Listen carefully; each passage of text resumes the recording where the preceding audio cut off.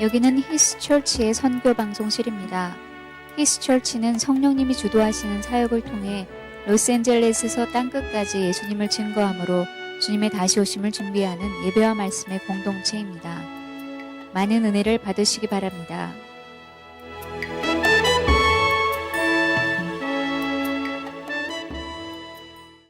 하나님 아버지의 말씀 우리 같이 읽고 말씀 나누도록 하겠습니다. 말씀은 창세기 15장 1절부터 21절까지입니다. 제가 앞으로 한 14, 5주 정도 두려움에 처한 사람들의 시리즈를 함께 여러분과 나눌 것입니다. 계속해서 이렇게 창세기 혹은 쭉 훑어가면서 하나님께서 두려움을 어떻게 극복하게 하셨는가라고 하는 내용을 나눌 텐데 같이 좋은 도전이 되었으면 좋겠습니다. 창세기 15장 1절부터 21절 저와 여러분이 한 절씩 교독을 하겠습니다.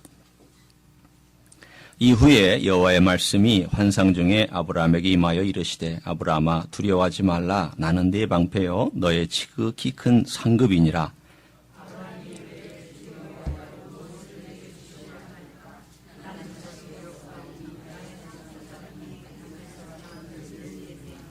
아브라함이 또 이르되 주께서 내게 씨를 주지 아니하셨으니 내 집에서 길린 자가 내 상속자가 될 것이니이다.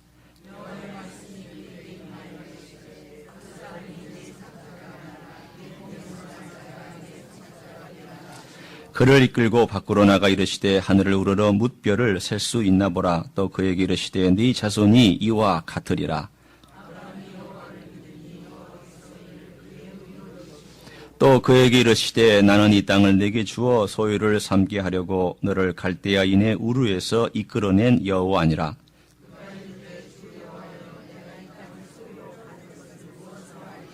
여호와께서 그에게 이르시되 나를 위하여 3년 된 암소와 3년 된 암염소와 3년 된 숫양과 산비둘기와 집비둘기 새끼를 가져올지니라.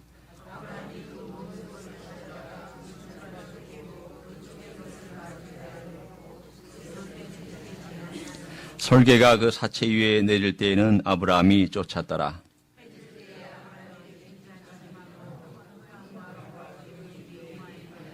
여호와께서 아브라함에게 이르시되 너는 반드시 알라 네 자손이 이방에서 객이 되어 그들을 섬기겠고 그들은 400년 동안 네 자손을 괴롭히리니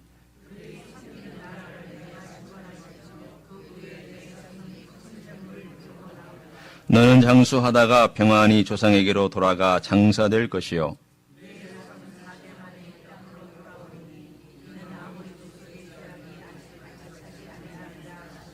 해가 져서 어두울 때에 연기나는 화로가 보이며 타는 횃불이 쪼갠 고기 사이로 지나더라.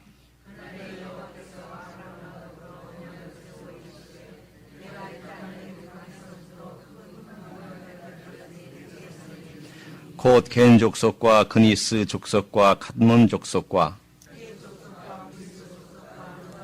같이 읽습니다. 아모리 족속과 가나안 족속과 기르가스 족속과 여부스 족속의 땅이니라 하셨더라. 아멘. 심리 용어에 점화 효과라는 게 있습니다. 점화 효과라는 것은 어떠한 생각이 점화되면 그것이 다른 생각이나 행동에 점화를 시켜서 영향을 미친다는 그런 의미요 또 개념입니다. 실험을 했습니다. 피시험 실험자들, 실험을 이제 받는 자들이 전혀 모른 채로 실험을 당하고 있었는데 이 복도 한쪽 끝에서부터 저 복도 끝에 있는 클래스룸으로 이동하라는 지시를 받았습니다. 그런데 이동하라는 지시를 받았을 때에 한 그룹은 이미 그 사전에 노인이라는 단어를 가지고 문장도 만들고 개념도 생각하고 그러한 분위기 속에서 있었던 한 그룹이 있었고 그와 전혀 다른 활동을 하게 한 그룹이 있었습니다. 그리고 나서 이들이 이 방에서부터 이 끝에서부터 저 끝까지 가는 시간을 재봤더니 노년을 생각하고 걸어가는 사람은 발걸음이 대단히 느리게 걸어가는 것을 경향을 발견을 했습니다. 이것이 한 사람만 그런 것이 아니라 그 그룹에 있었던 대부분의 사람들이 그렇게 걸어가는 영향을 받았던 것입니다. 그러니까 그러니까 노년을 생각하고 노년을 생각하니까 그 노년의 어떠한 개념들이 그의 활동에 영향을 미쳤고 그 활동을 미친 것이 역시 또다시 그의 개념 머릿속에 영향을 미쳐서 그의 행동에 그러한 점화 효과를 가져왔다는 그런 뜻입니다. 그럼 우리도 그런 것들을 가끔 경험하지 않습니까? 즐거운 생각을 하면 기쁘죠. 웃음이 납니다. 그러면 웃음이 나면 그 다음 어떻게 됩니까? 그 웃음이 나의 즐거움을 더 점화시켜줘서 그 즐거운 생각들을 계속 하게끔 만듭니다. 이 사람이 실험하는 가운데 그런 또 다른 실험이 있었습니다. 한참 돈에 대한 이미지를 주입하고 돈에 대해서 이야기를 나눈 다음에 그 사람들에게 이런 지시를 내렸습니다. 이제 당신에게 어떤 사람이 오는데 그 사람하고 또 다른 주제를 가지고 얘기를 해야 되니까 이 의자를 너와 마주 대하도록 이렇게 놓으라고. 그랬더니 돈에 대하여서 막 주입되고 생각을 많이 했던 그 사람은 그 사람이 놓는 그 의자의 거리와 전혀 그런 개념 없이 아무 생각 없이 의자를 놓는 사람의 거리를 측정했는데 그 거리의 측정이 어떻게 되는 줄 아십니까? 돈을 생각한 사람들의 그룹의 평균치는 이 의자와 이 의자의 거리가 120cm였습니다.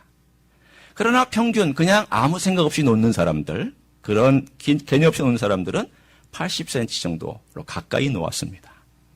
그것은 뭘 의미하는 걸까? 뭐 여러 가지를 의미할 수 있겠지만 이 돈이라는 것이 내 머릿속에 있을 때에 개인주의가 발달하고 내 독자적인 생각이 발달해서 사람들과의 거리를 나도 모르게 무의식 중에 떨어뜨려 놓는 것입니다.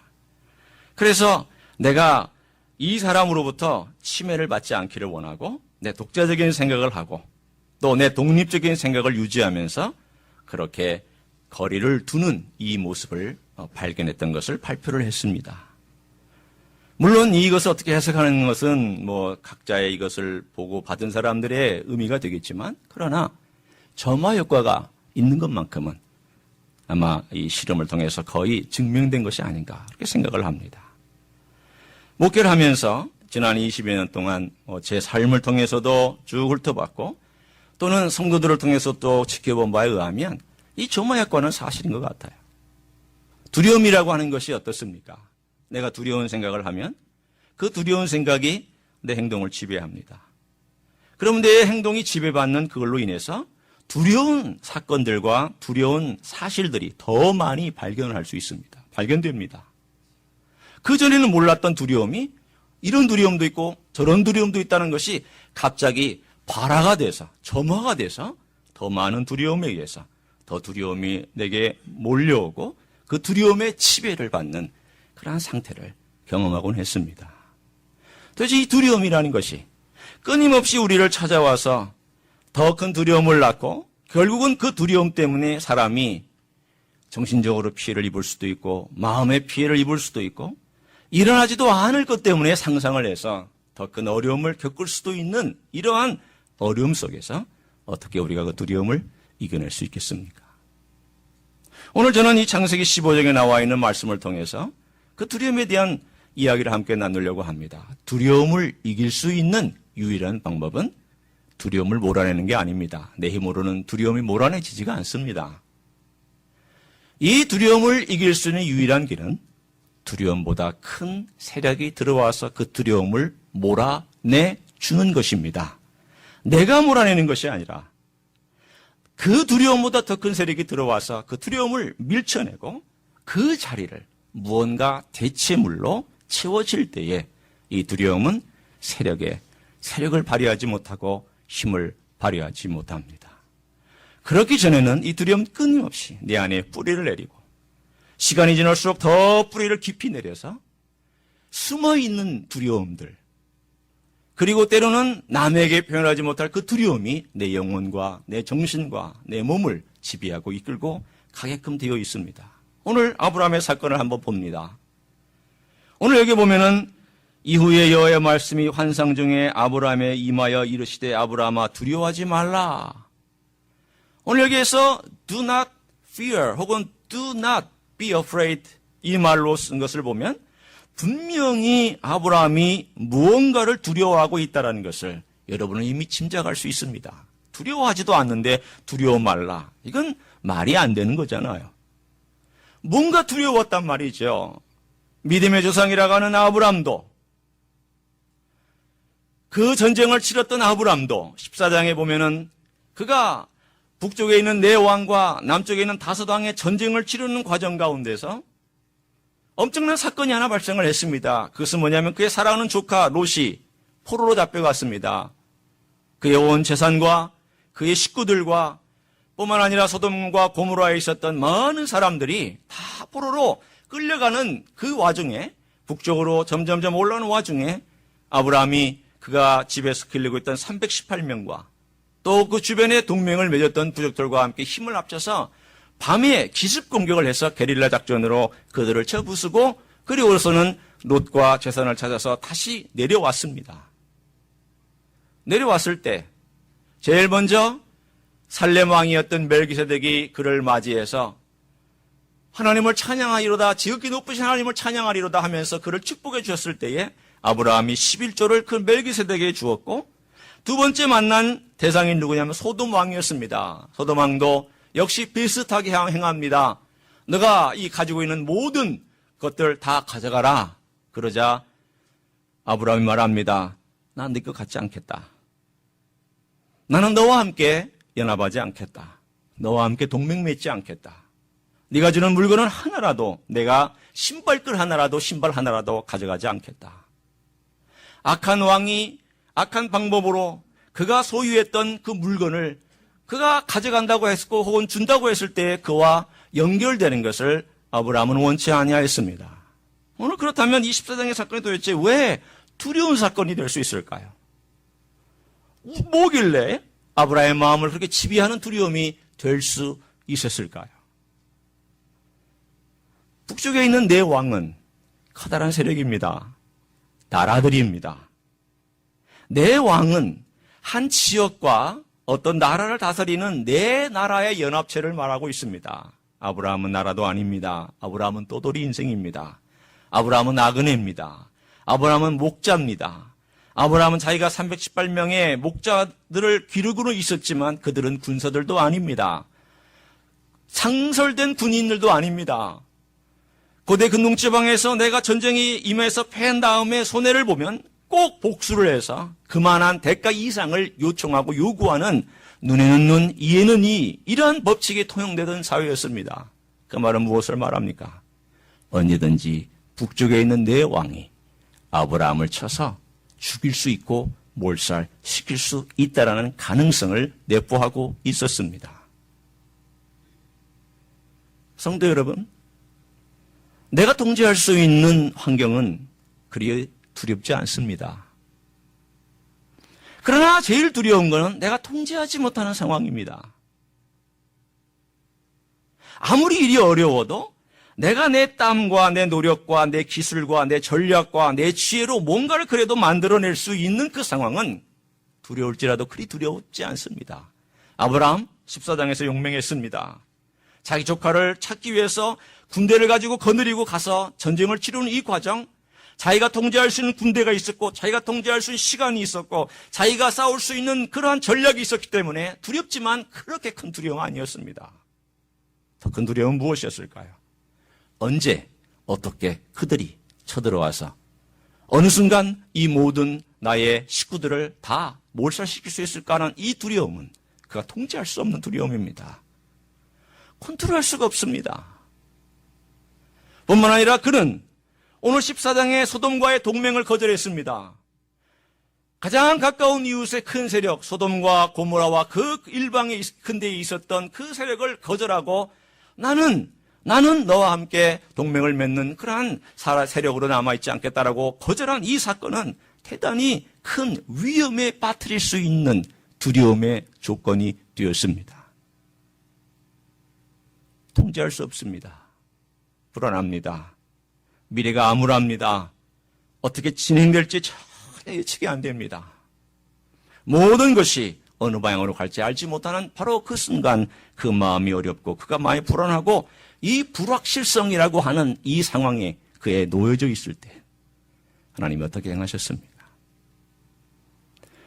여러분, 이 시대를 제일 두렵게 하는 것은 돈도 아닙니다. 돈은 벌면 되는 거죠. 또는 내가 어떤 일하는 영역도 아닙니다. 일은 배우면 되죠. 사람과의 관계도 아닙니다. 사람과의 관계야 뭐 헤어질 수도 있고 맺을 수도 있고 찾아가서 좀 얼굴 미안하다고 그럴 수도 있는 거죠. 두려운 것은 불확실성입니다. 불확실성이에요. 어떻게 어떤 일이 어디에서 어떤 모양으로 나타날까? 과연 이 일은 이루어질까? 나는 성공할 수 있을까? 난 이렇게 늙어가는 건 아닐까? 내가 지금 하고 있는 이 일은 열매가 있을까? 사람들이 나를 알아줄까? 내 건강은 어떻게 될까? 이 모든 불확실성은 사람을 두렵게 하고 염려하게 합니다. 아브라함도 역시 이런 불확실성 때문에 두려워한 바로 그 순간 하나님께서 임하여서 오늘 말씀해 주시는 내용이 바로 15장 1절에 두려워하지 말라. 여러분, 두려움에 대한 첫 번째 하나님의 명령은 두려워하지 말라라고는 단순한 명령입니다. Stop doing it. Stop it. 멈춰라. 너 두려운 생각 멈춰라. 우리는 끊임없이 두려운 생각을 연상해서 두려운 점화작용을 통해서 이것이 일어나지 않을까, 저것이 일어나지 않을까, 이렇게 되지 않을까, 저렇게 되지 않을까, 이런 일이 닥치지 않을까, 이런 일 때문에 어려움 당하지 않을까, 그러한 연상작용하는 것, stop it. 멈춰라. 두려워하지 말라. 그 다음, 그렇죠. 우리는 두려워하지 않을 수 있어요. 생각을 좀 멈추게 할 수는 있겠죠. 어떤 의지를 가지고도 해결할 수는 있어요. 그러나 중요한 것은 뭐냐면, 그 다음, 이 두려움을 뭘로 대체할 거냐라는 거예요. 오늘 하나님께서 그 대체물을 말씀해 주셨어요. 뭘로 대체할 거냐. 나는 네 방패요 너의 지극히 큰 상급이니라. 하나님께서 이 두려움을 대체하는, 두려움을 빼내고 그 두려움 대신 너의 뇌리 속에 네 마음에 있는 두려움을 빼내고 그 두려움을 다시 집어넣을 수 있는 대체물을 하나 주겠는데, 그거는 다른 게 아니라 나다. 나 하나님 나야. 네가 나를 그 두려움 대신 거기다 집어넣고 네가 그렇게 나를 신뢰하며 따라와라. 그러면서 오늘 말씀하신 두 가지 내용이 나는 너의 방패요 너의 지극히 큰 상급이다라고 말씀하셨습니다. 여러분, 우리가 여기서 눈여겨볼 것은 하나님께서 강조한 내용이 너의 방패다, 너의 큰 상급이다, 지극히 상급이다라고 하나님께서 한 개인을 향하여서 마치 손으로 찝으면서 너의 방패다. 내가 바로 너의 방패다. 내가 바로 너의 지킨 상급이다라고 하나님은 강조해서 말씀하고 계셨습니다. 방패는 뭡니까? 여러분, 전쟁에서 방패. 왜 하나님 방패라는 말씀을 쓰셨을까요? 그 전에 바로 전쟁을 치렀잖아요. 군인에게 있어서의 방패는 생명을 보호하는 보호막이요, 안전입니다. 칼로부터도 보호하고 화살로부터 보호하는 안전입니다. 그러면 우리가 방패를 생각할 때 적어도 두 가지는 생각할 수 있어요. 방패는요, 군인에게 항상 가지고 다녀야 되는 것이고, 두 번째는 가지고 다니는 가운데 적으로부터 나 자신의 몸을 보호하고 나의 모든 안전을 보장해주는 그러한 방패, 막이 역할을 해주는 것이 방패입니다. 이 말은 하나님께서 아브라함아, 네가 지금 전쟁과 너의 목숨과 너의 미래와 불확실한 것들 때문에 네가 마음에 두려워하고 염려하고 있지만 걱정하지 마라. 내가 내 존재로 너를 감싸 안아서 누구도 너에게 화살을 쏘지 못하게 할 것이며, 누구도 너에게 칼질하지 못하게 만들 것이며, 누구도 너를 해하지 못하도록 내가 덮어주고 안전과 그리고 평안을 지켜줄 것이라고 보장해 주신 내용입니다. 사랑하는 성도 여러분, 하나님 자신이 방패가 되어주면 누가 그것을 뚫을 수 있습니까? 그렇잖아요. 하나님이, 전능하신 하나님이 방패가 되어주는데 하나님보다 힘센 사람이 있으면 좀 나와보라고 그러세요. 여러분이 정말 하나님보다 힘센 세력이 있으면 좀 우주에 대고 소리를 치면서 하나님보다 힘센 세력이 있으면 나와보라고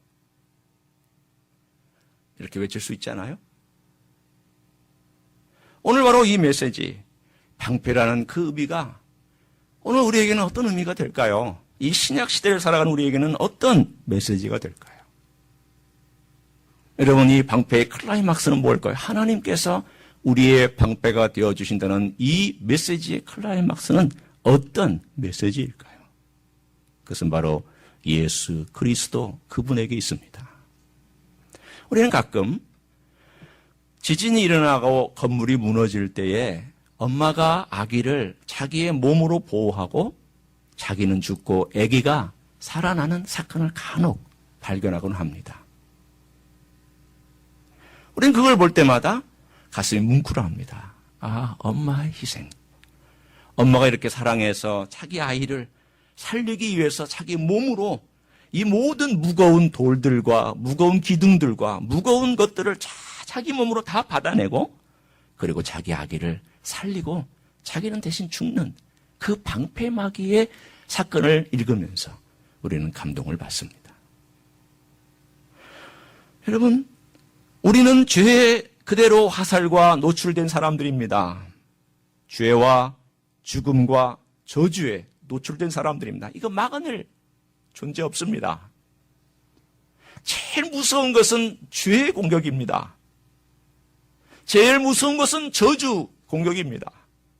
제일 무서운 것은 죽음의 공격입니다. 이거로부터 자유로운 인생 없습니다. 우리가 예수님을 믿어서 저주로부터 비교적 자유롭죠. 무당 찾아가지 않아도 되죠. 점집 찾아가지 않아도 되죠. 길이냐 이런 거 안 따져도 되죠. 그러나 지금 대한민국에 있는 대부분의 사람들을 어떻게 합니까?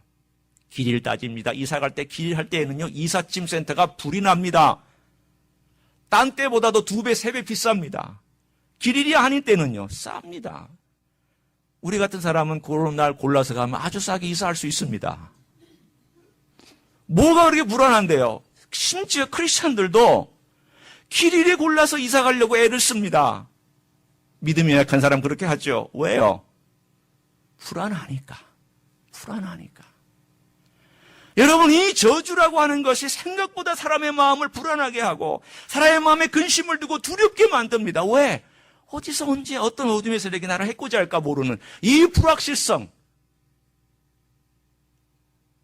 그런데 십자가 위에서 예수님께서 신이 방패가 되셔서 모든 죽음과 죄와 저주의 화살을 다 한 몸에 받으시고 그분께서 십자가에서 죽으신 그 사건은 마치 지진이 나서 자기 아기를 품에 안고 그 아기를 살리기 위해서 모든 무거운 콘크리트 벽을 온몸으로 온 힘으로 견뎌내는 그 어머니의 마음 이상의 것이 아닙니까?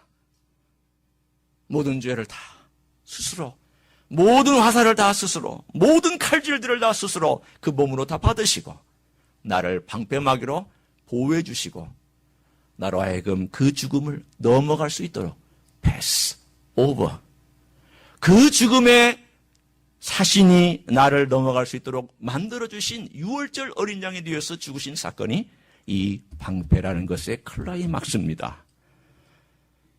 사랑하는 성도 여러분, 십자가는 그래서 방패입니다.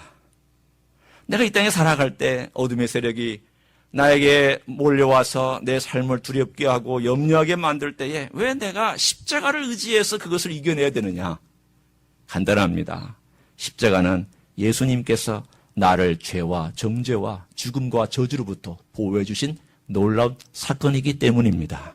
그래서 선언하시면 돼요. 주님께서 나를 위해서 십자가에서 방패하면서 나를 위해 죽으셨다고. 이것이 사랑이라고. 사단은 나에게 끊임없이 와서 얘기합니다. 하나님이 너 사랑하시더냐? 하나님이 너 돌봐주시더냐? 하나님이 너의 미래에 대해서 책임주시더냐? 하나님이 너에게 돈 주셨느냐? 하나님이 너에게 명예 주셨더냐? 하나님이 너를 위해서 뭘 한 게 있느냐? 끊임없이 와서 나에게 도전하고 나에게 두려움을 주고 너는 별거 아니라고 그렇게 얘기할 때마다 하나님께서 우리에게 주신 그 사랑의 메시지가 뭐냐면 십자가 위에서 내 아들을 못 박았고 내 아들이 너를 위해 죽었고 방패막이가 되어서 화살 바지가 되어서 내가 너를 위해서 사랑했다는 그 사랑의 모든 저주와 죽음과 죄의 대가를 지불했다라고 하는 이것만큼 내가 너의 방패라고 하는 다른 메시지는 없는 줄로 믿습니다. 성도 여러분, 저는 주님께서 십자가로서 나에게 방패가 되셨구나. 뿐만 아니라 지금도 주님은 나의 방패가 되어주시는구나. 사도 바울이 고백했습니다. 오라, 나는 공고한 자로다. 이 사망의 몸에서 누가 나를 건져내랴. 로마서 7장 24절입니다. 그래서 8장 1절에 가서 이렇게 고백합니다. 그러므로 이제 그리스도 예수 안에서는 정죄함이 없나니 In Christ Jesus there is no condemnation. condemnation이 뭐냐면 죄에 대하여 정죄하는 거요, 저주를 가지고 두렵게 하는 거요, 죽음을 가지고 위협하는 그 모든 세력으로부터 You are free. 너 자유롭다. 뿐만 아니라 너는 보호받는다. You are protected. 너는 내 것이다. 그리고 내가 너의 것이다. 두려워하지 마라. 사도 바울이 두려워했던 것은 정죄였습니다. 왜? 그는 율법주의자였으니까. 그는 법칙에 능한 사람이었으니까. 법칙을 지키지 않고 그의 마음 가운데 두려운 두려움은 왜 나는 하나님의 법을 따르는 마음은 있는데 행동은 안 되냐? 내가 선생인데, 내가 율법 교사인데, 내가 선교사인데, 내가 가르치는 사람인데, 내가 목사요 교사인데 왜 안 되냐? 그의 마음에 있는 이 깊은 갈등 속에서 나는 능력이 없다. 나는 어떻게 해야 될지를 모르겠다. 그때 그의 마음속에 찾아온 확실한 사실은 In Christ Jesus. 예수 안에, 그리스도 예수 안에 있는 내가 보호받는다라고 하는 놀라운 사실을 그는 발견하고 그는 당당하고 힘있고 놀라운 그 마음을 가지고 선언한 내용이 바로 로마서 8장 1절의 말씀입니다. 성도 여러분, 이것이 우리의 선언입니다. 끊임없이 두려움이 올 때마다, 끊임없이 불확실할 때문에 내 마음이 지끈지끈할 때마다 어떻게 될까? 어떻게 될까? 무엇이 일어날까? 무엇이 나를 힘들게 하지? 왜 이렇게 내 마음이 불안하지? 왜 이렇게 내 마음이 뛰고? 왜 이렇게 나는 골치 아픈 것 때문에 내가 어려울까? 그럴 때마다 여러분, 이거 가지고 씨름하지 마세요. 씨름이 해결 안 돼요. 죄송하지만 여러분 그런 능력 없고 저도 그런 능력 없어요. 답도 없어요. Stop it. 그리고 예수님에게 집중하고 예수님의 십자가는 이 모든 걸 해결한, 나를 커버해준, 나를 보호해준, 그리고 나의 방패가 되어준 십자가. 그리고 지금도 주님은 그 두 팔로 나를 안아서 보호해 주시고 나를 인도해 주시고 내가 주님의 사람으로 살아갈 수 있도록 능력을 공급해 주시는 주님인 것을 믿고 그것을 통하여 해결하시기를 축원합니다. 두 번째는 지극히 큰 상급이라 말씀했습니다.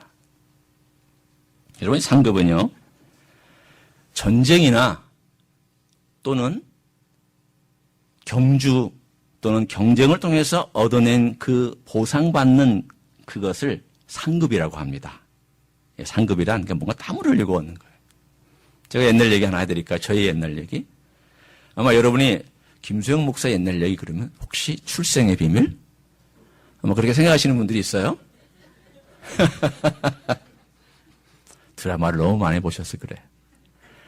제 출생의 비밀은 아니지만 아주 옛날로 올라가서 돌 얘기를 하나 해드릴게요. 제가 지방도시에 있었는데 돌 딱 지난 그 아기들의 우량아 대회에 제가 출전을 했습니다. 놀라운 일이죠. 아주 놀라운 일이에요. 이래봬도 그 돌 때 제법 이미지가 괜찮았던 것 같아요. 몸도 좀 괜찮았던 것 같고. 그래서 어머니 아버지가 야, 얘 한번 출전시켜보자. 그래서 당당히 우승을 거머쥐었습니다. 놀라우시죠? 제가 이거 한 번도 얘기해 본 적이 없어요. 제가 이제까지 설교하는 22년 가운데 처음 여러분에게 발표하는 아주 비밀인데 더 큰 비밀이 있어요. 어떻게 해서 우승을 했느냐? 출생의 비밀입니다. 그건 뭐냐면 제 생일이 1월 달입니다. 생일이 1월 26일인데 호적이 3월 26일로 되어 있습니다. 그래가지고 2달 지난 다음에 제가 돌이 되니까 다른 애들은 돌 때 나왔는데 저는 돌 지나고 2개월이 더 지난 다음에 나온 거예요. 그러니 몸이 좀 더 토실토실 했겠죠. 웃는 것도 더 자연스러웠겠죠. 또 형체도 조금 더 다른 아이들보다도 좀 나았겠죠. 그래서 제가 웃음을 거머쥐었다는 거 아니겠습니까? 상급으로 뭘 받았는지 아십니까? 은수저와 큰 케이크를 보상으로 받았습니다. 근데 문제는 저는 그 케이크를 먹어본 적이 없습니다. 그리고 이 은수저를 저희 어머니가 크면은 주시겠다고 너무 고이고이 잘 보관해놨는데 잊어버리셨습니다. 그래서 여러분에게 증명할 도리가 없어요. 제가 지금 은수저도 가지고 있으면 은수저 나와서 이게 제가 지금 돌 때 받은 거라고 자랑할 텐데 그게 없어요. 성도 여러분, 저는요 벌거벗은 채로 남 앞에 가서 쇼 다 했습니다. 그런데 보상은 제가 하나도 갖지 못했습니다. 저는 돌 때부터 허망한 보상에 대해서 이미 아는 사람입니다. 얼마나 인간이 주는 보상이 허망한지에 대해서 저는 이미 깨달았던 참 일찍부터 철들 인생이었습니다. 여러분, 인생의 보상에 제가 그걸 생각할 때마다 그래, 인생의 보상은 참 허망하지. 다른 사람이 다 먹지. 다른 사람이 다 가져가지. 내가 번 돈 누가 가져갈 줄 어떻게 알고, 내가 땀 흘린 거 누가 그 보상을 가져갈 줄 어떻게 아냐.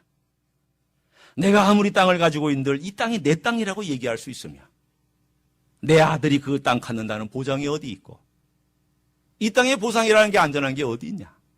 내가 땅에다 금은보화를 묻어놓은들 이게 내 거냐. 내가 은행에다 금은보화를 놓고 안전한 곳에다가 보관한들 그게 내 거냐. 여러분, 이 땅에 안전한 거 아무것도 없어요. 다 사라지고 이 세상의 금은보화는 흘러가도록 되어 있습니다. 그런데 유일하게 흔들리지 않는 한 가지가 있어요. 하나님, 그분 한 분만은 흔들리지 않아요.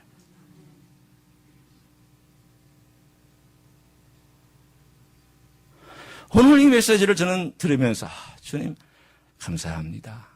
하나님께서 친히 보상해 되어주셨는데 이것보다 더한 보상이 어디 있고 이것보다 더한 게 어디 있습니까? 나는 예수 하나 믿은 것뿐인데, 내가 예수 하나 믿은 것 가지고 하나님이 나의 보상해 되어주시고 내가 너에게 속했다. 내가 너를 축복하고 네가 가는 곳마다 내가 축복의 보장이 되어주마. 내가 도장 찍었다. 내가 너의 보상이다. 내 도장으로 꽝 찍고 너 축복받을 인생으로 내가 살게 해주겠다라고 하나님 한 이것보다 더 큰 게 어디 있어요? 묵상하는데 이런 생각이 드는 거예요. 아니 가만. 그럼 이 보상이라는 것이 여기서만 멈추는 것일까? 오늘 쭉 읽어보니까 이 이야기를 하자 아브라함이 즉각 이런 질문을 합니다. 2절에 아브라함이 이르되 주 여호와여 무엇을 내게 주시려 하나이까? 이 메시지의 의미를 지금 이해한 거예요. 무슨 뜻이냐 하면, 아브라함아, 내가 내 목숨 걸고 내가 너에게 약속한 이 모든 것을 지켜나가며 너의 모든 요청하는 것들 내가 들어줄 것이다. 왜? 내가 도장 찍고 내가 너의 상급이기 때문이다. 그런데 아브라함에게 있어서 항상 두렵고 의문이 있는 게 있었어요. 그게 뭐냐면, 하나님께서 분명히 창세기 12장에 나에게 땅을 주시겠다고 말씀했고 나에게 자손을 주시겠다고 약속했는데, 그 자손은 분명히 나를 통해서 오는 것 같은 느낌을 내가 받았는데 10년이 지나는 동안 아무 일이 없었다. 아니, 땅 몇 댁이라도 내 것이 돼야 이게 내 거라고 얘기하지 뭐가 일어나느냐 말이에요. 아니, 자식이 있으면 좀 더 건강해져야 되는 거 아니에요? 의학적으로 뭔가 사인이 좀 있어야 되는 거 아니에요? 아무 변화가 없어요. 아무런 일들로 일어나지 않았어요. 10년 동안 그의 나이 85세, 사라의 나이 75세, 10년이 지났는데 아무 변화가 없었어요. 그러자 그는 즉각 생각한 겁니다. 하나님, 정말 저 자식 주실 겁니까? 내가 너의 보상이다. 내가 너의 축복이다. 내가 너의 약속 지켜주는 하나님이다. 내 목숨 걸고 그렇게 하마. 라는 이 메시지를 받는 순간, 하나님, 저는 너무나도 불확실해요. 잡히지가 않아요. 이 모든 것이 저는 두렵기만 해요. 더군다나 이 상황은 녹록지 않잖아요. 저 북쪽에 있는 왕들이 언제든지 쳐들어올 수 있고, 그러면 내 가족을 몰살당할 수도 있고, 하나님의 약속은 이루어지지 않고 땅 하나 가지고 있지 않은 나그네로 살아가고 있으며, 저는 자식 하나 없고 내 아들 하나 없는 이런 상황은 저 사면초가 아닙니까, 하나님? 저 몰려있지 않습니까? 제게 좀 뭐 하나 좀 확실히 붙잡을 수 있는 거 하나만 좀 주시면 안 되겠습니까? 그 질문 아니에요? 근데 하나님이 이렇게 말씀하셨어요. 아브라함에게 그렇게 말씀하시자 여호와의 말씀이 그에게 임하여 이르시되 4절입니다. 그 사람이 내 상속자가 아니다. 너 눈에 보이는 엘리에셀이 내 상속자로 삼으려고 하는데 너 그거 아니다. 내 몸에서 날 자가 네 상속자가 되리라. 내 몸에서 날 자가 네 상속자. 이 상속자는 에어를 얘기합니다. 곧 죽은 다음에 모든 유산을 물려받을 상속자를 의미해요.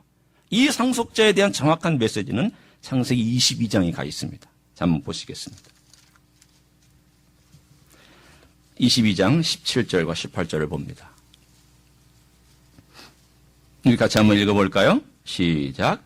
내가 네게 큰 복을 주고 네 씨가 크게 번성하여 하늘의 별과 같고 바닷가의 모래와 같게 하리니 네 씨가 그 대적의 성문을 차지하리라.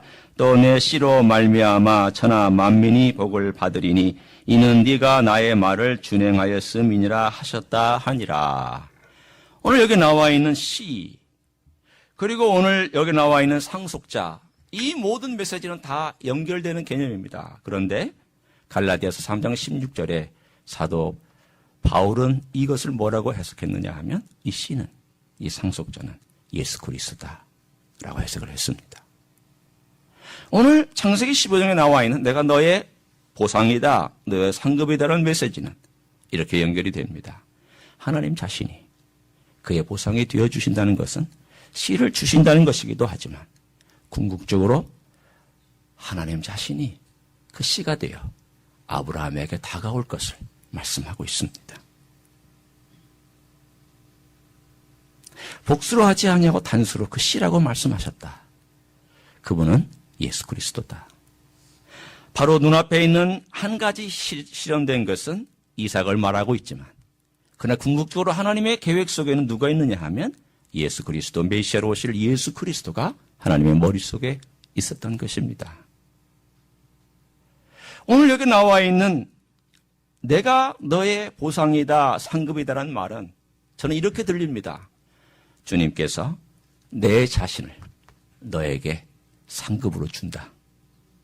때가 되면 여자의 몸에서 내가 나와서 그 여자의 몸에서 내가 이 인류를 위하여 상급으로 줄 것이다. 그 상급으로 내가 오늘 내가 너에게 약속한다.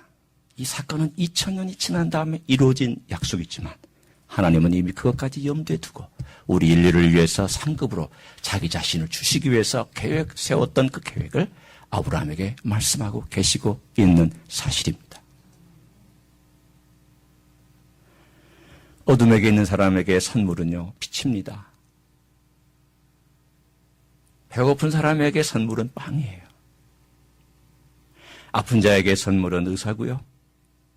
목마른 자에게 선물은 생수입니다. 저주로 말미암아 두려워하는 자에게 있는 자는 완전한 보호요. 정죄의식으로 말미암아 고통당하는 자에게 있는 선물은 더 이상 정죄가 없이 너는 자유하다는 것이며 두려움 때문에 두려워하고 있는 사람들에게 있어서의 최대의 선물은 깊은 평안입니다. 예수님은 이 땅에 선물로 오셔서 어둠에 있는 자에게 빛이 되고 배고픈 자에게 떡과 빵이 되고 눈물 흘리는 자의 치유자가 되고 상처 입은 자의 치료자가 되고 곤고한 자의 위로자가 되고 저주 가운데 있는 자의 축복이 되고 두려움 가운데 있는 자의 평안이 되시는 줄로 믿습니다. 이분이야말로 놀란 하나님이 내게 선물이에요. 내가 아까도 제가 말씀드린 것처럼 예수 하나 믿은 것뿐인데 어떻게 하나님이, 예수님이 나에게 방패가 되어주시고 지극히 큰 상급이 되어주셔서 내 삶을 축복해 주시겠다고 말씀하시느냐. 여러분, 이거 이제 여러분 선언하시고 사셔야 되고요. 예수님이 이 두려움을 대신하는 놀라운 분으로서 매일매일 삶 가운데서 살아내셔야만 그것이 내 것이 될 것입니다. 아브라함이 6절 한번 읽어볼까요? 15장 6절 같이 읽습니다. 시작. 아브라함이 여호와를 믿으니 여호와께서 이를 그의 의로 여기시고. 아브라함이 모든 내용들을 다 듣고 나서 두려움 가운데 있다가 두려움을 멈추고 하나님께서 아직 주신 것은 아무것도 없지만 하나님께서 하신 말씀을 하나님의 인격과 하나님의 성실하심과 하나님이 이제까지 행하신 모든 것을 신뢰하고 그대로 받아들였습니다. 그 믿음입니다. 이것이 예수님을 처음 믿을 때도 그 믿음이 필요한 것이고 매일매일 삶 가운데 성화할 때도 이 믿음이 필요한 것이고 우리가 나중에 칭찬받고 그 보상에 대하여서 상급받는 것도 이 믿음 때문인 줄로 믿습니다. 예수 안에서 행한 것은 다 인정받고 의롭다 칭함받지만 예수 안에서 하지 않은 것은 다 불타 없어집니다. 죄송합니다, 여러분. 저도 마찬가지예요. 예수 밖에서 행한 모든 자랑, 예수 밖에서 행한 모든 업적, 예수 밖에서 내가 이루었고 교만했던 것들 다 불타 없어집니다. 제가 어머니 양로병원을 다니면서 느꼈던 게 있어요. 모든 게 다 평준화됩니다. 여러분 아시죠? 실력 평준화, 지능 평준화, 명성 평준화, 건강 평준화, 다 평준화예요. 더군다나 저희 어머니 계시는 곳은요, 다 휠체어 타고 다니시는 분들이에요. 걸어 다니시는 분은 들어오지 못하는 양로병원이에요. 다 평준화되어 있어요. 어느 날 저희 방에 어머니하고 또 다른 권사님이 계세요. 두 분 다 권사님이죠. 거기 있는 분들은요, 90%가 다 교회 다니는 권사님들이에요. 다 권사님이 다. 복도에 하나 여호와의 증인을 믿는 그런 분이 있었어요. 그분도 치매에 걸렸어요. 지금 다 치매에 걸린 분들 이야기입니다. 양해하고 들어주세요. 지금 이런 분이 갈 때마다 복도에서 늘 이렇게 시끄럽게 하시는 분이에요. 뭐라고 그러냐면 뭐 다른 사람을 크게 방해하지는 않은데 도와주세요. 뭘 도와달라고 그러냐면 나 여기서 나가서 집 가게 해주세요. 집에 가게 해주세요. 도와주세요. 어느 날 이분이 그 앞뒤는 다 빼고 도와주세요만 계속 복도에서 하니까 저 어머니가 이렇게 이제 그걸 듣고 있다가 갑자기 뜬금없이 하나님 도와주세요. 기도하시는 거예요. 그랬더니 옆에 누워 계셨던 권사님이 염려하지 마세요. 그러니까 저희 어머니가 뭐라고 하신 줄 아세요? 아멘. 내가 가만히 있으면서 이거 웃을 수 없고 무슨 코미디가 진행되는 것 같아요. 여러분, 우리가 늙으면 그렇게 됩니다. 다 한때 화려했던 분들 아니에요? 한때 무언가, 죄송합니다, 주름 잡았던 분들 아니에요?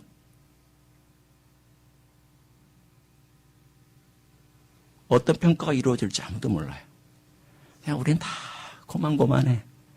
다 연약하고 부족하고 주님 앞에 용서받은 죄인이고 주님 은혜 없이는 못 살고 주의 도움 없이는 무너지고 인생의 끝에 가서는 다 평준화돼서 다 그만한 인생들이고 그런 인생이 예수 안에서 내가 가졌던 것만 남아요. 그것만 칭찬받고 그것만 상급받고 그것만 나중에 내가 저 나라에 영원한 주님의 하나님 나라에서 가서도 주님께서 너 참 잘했다. 너 이루었다. 너 나를 믿고 내 안에서 행한 이 모든 거 내가 인정한다. 여기서 의롭다라는 말은 인정해 주신다는 거예요. 심플하게 얘기하면 인정해 준다는 거예요.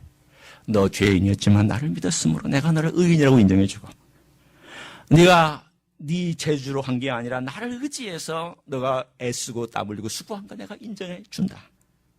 네가 내 안에서 눈물 흘리고 기도한 거 내가 인정해 준다. 네가 나를 위해서 땀 흘리고 눈물 흘린 거 내가 다 인정해 준다. 예수 안에서 한 것만, 예수 안에 있는 것만 인정받고 그것만이 우리 유일한 소망이고 그것이 우리의 큰 확신이며 그것으로 살아가는 저는 인생인 줄로 믿습니다. 두려울 때, 불확실한 우리를 지배할 때 여러분 스탑하시고요. 그 자리에 예수님이 누구신가를 빨리 생각하시고 예수님이 나의 방패시구나. 십자가 위에서도 방패가 되어주셨고 지금도 내 방패시구나. 예수님은 나의 지극한 상급이시구나. 지금도 상급이시지만 영원한 나라에서도 나의 상급이시구나. 그렇게 확신하고 고백하며 이 두려움을 승리하시고 이기시는 여러분 되시기를 예수님의 이름으로 간절히 축원합니다. 기도하시겠습니다.